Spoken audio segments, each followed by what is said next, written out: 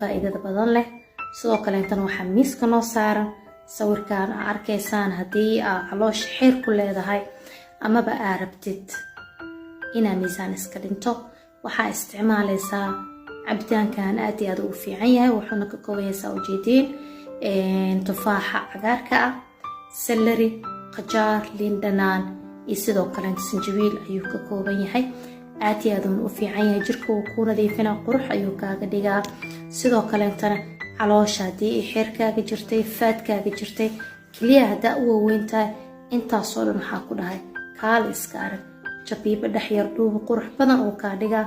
iskugu dadaalaa ku leeyahay. wax walba waxaa ogaataa dhadhankiisa ku dhibaayo inuu caafimaad kuugu jiro.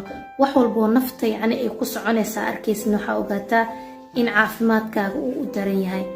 cuntooyinka lagu leeyahay ama cabitaanada lagu leeyahay miisaankaaga ayay dhimayaan.